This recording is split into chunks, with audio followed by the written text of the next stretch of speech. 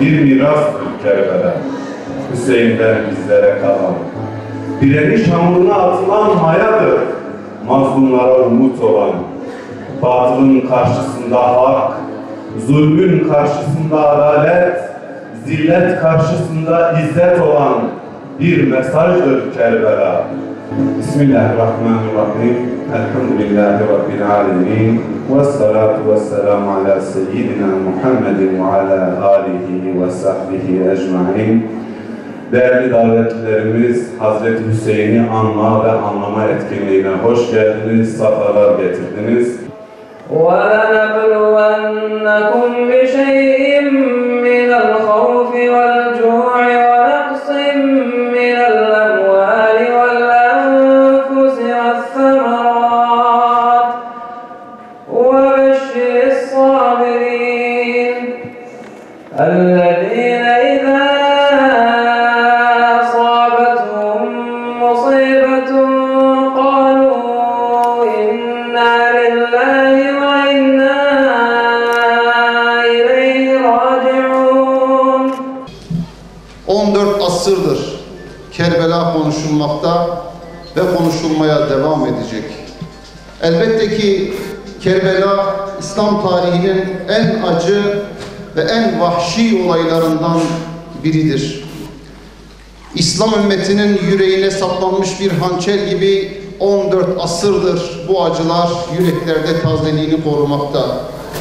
Tabii ki bu Kerbela'nın karanlık ve zulümat dolu tablosudur. Yani Kerbela'nın yas boyutudur. Elbette ki yürekler dağlanmakta ve elbette ki gözlerden yaşlar akmaktadır ve akması gerekiyor. Ancak Kerbela'yı sadece yas boyutuyla eğer değerlendirirsek nakıs kalmış olur. Bir de Kerbela'nın ak ve bembeyaz bir sayfası, bir tablosu vardır ki bu da miras boyutudur. Ve bu miras boyutunda kahramanlık, adanmışlık, fedakarlık, direniş gibi bazı hasletler mevcuttur. O nedenle Kerbela'yı yas olduğu gibi bir miras olarak da değerlendirmek hepimizin görevidir. İmam Hüseyin radıyallahu anh'ın da bizden isteyeceği bu olsa gerek. Olayın tabii ki acı tarafı var dediğim gibi. Ama burada Zeynep'i unutmamak gerekir. Zeynep bu acıları bizatihi yaşamış bir şahsiyet. Aslında bizim için güzel bir numune, güzel bir örnek. Zeynep'in şahsiyetinde hepimize güzel mesajlar, dersler vardır elbette ki. Zira tüm bu acıları bizatihi yaşamış biri olmasına rağmen İmam Hüseyin'in mirasını bugünlere taşıyan kendisi ve etrafındakiler. Yaşadığı acı içerisinde var olmuyor, boğulmuyor, vazgeçmiyor. O mirası, o davayı bugünlere taşıma noktasında da gayret ve mücadelesinden vazgeçmiyor. Bu anlamda bugün davamızı sahiplenmede, davayı ileriye taşımada karşılaştığımız bazı sıkıntıları, bazı problemleri olağanüstü derecede büyüterek, içinde boğularak davadan uzak kalmak, davada tembellik yapmak herhalde Zeynep'in şahsiyetinde bizim için bir utanç olsa gerek. Dolayısıyla bu yası bizatihi yaşayan Zeynep eğer bu dava için bu direnişini, bu mücadeleyi sergilemişse bize düşen daha büyük bir mücadele sergilemek.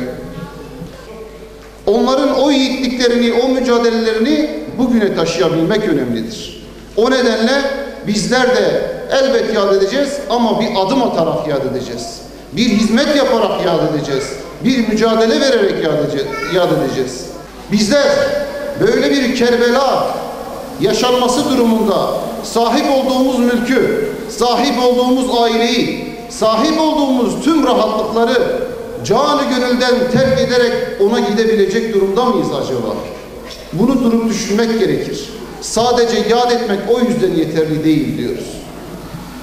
Bakınız, sizleri tenzih ederim. Başta kendi nefsim olmak üzere tüm sözleri burada genelleyerek söylüyorum. Nice insan. İşte o nedenle bu insanoğlunun maalesef zaafıdır. Yad ederiz zikrederiz, anarız ama anlama noktasında ciddi bazı sıkıntılar yaşarız.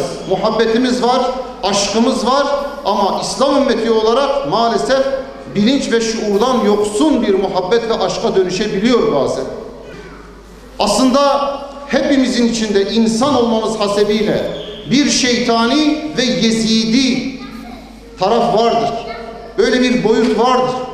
Ve bu şeytani ve yezidi tarafta da makam, mal, mülk, sefahat ve dünya hırsını temsil etmektedir. Öte yandan bir yanımız ve bir tarafımız da Rahmanidir ve Hüseyini taraftır. Bu da direniştir, imandır, mücadeledir, adanmışlıktır. Bunu temsil etmektedir. Her iki yanı da bizler taşımaktayız. Ancak hangi tarafı daha çok beslersek işte biz onun safında yer alacağız. Onun yanında yer alacağız, onun davasını güdeceğiz, onun mücadelesini vereceğiz. Bu nedenle de ne zalimlere karşı duran, mazlumların, mustazafın hamisi olan Hüseyinler asla biter, ne saltanatı ve iktidarı uğruna vahşileşen Yezidler hiçbir zaman biter ve ne de dünya ve makam uğruna dinini satan İbn Saadlar hiçbir zaman biter. Bunlar her zaman var olmaya devam ediyor ve devam edecektir. Dolayısıyla bunlar o akılsızlık girdabına giriyorlar. İmam Hüseyin'in karşısında savaşanların çoğu böyleydi. Kendi kabile reisleri onları sürüklemiş, ne için geldiklerini bilmeyen insanlardan müteşekkil. Karşısında İmam Hüseyin'in olduğundan beyhaber insanlar. Çünkü akıllarını başkasının cebine kiralamış. Dolayısıyla bizler sorgulayan, analiz eden, tahlil eden insanlar olmak durumundayız. Euzubillahimineşşeytanirracim. Bismillahirrahmanirrahim. Elhamdülillahi Rabbil alemin. Ve salatu ve selamu ala Resulina Muhammedinil emin. Ve ala alihi ve ashabihi ila yevmiddin. Ya hakemu ya adlu ya kuddus. İsmi azzamin hakkına. Kur'an-ı mucizir beyanın hürmetine. Resul-i Ekrem sallallahu teala aleyhi ve sellem'in şerefine. Cümlemizi dünya ve ahiret saadetine mazhar eyle. Cümlemizi insi ve cinni tüm şeytanların şerrinden muhafaza eyle. Cümlemizi iman ve Kur'an hizmetinde daima ihlasla muvaffak eyle. Cümlemizi hakka hak bilip hakka tabi olanlardan, batılı da batıl bilip batıldan yüz çevirenlerden eyle ya Rabbi. Cümlemizi rızana cemaline ermek dileğiyle, korku ve ümitle gece gündüz sana dua edip yalvaran kullarından eyle ya Rabbi. Ya Rabbel Alemin, senin arşının gölgesinin dışında hiçbir gölgenin bulunmadığı o dar günde bizleri de kendi arşının altında gölgelendir ya Rabbi. Ey şafi olan Allah'ım, maddi ve manevi sıkıntılarımıza Şafi isminin hürmetine şifa eyle ya Rabbi. Ey Rahman ve Rahim Allah'ım, bizlere rahmet ve tövbe kapını aç. Bizlere amellerimizle değil, kendi lütfunla muamele eyle ya Rabbi.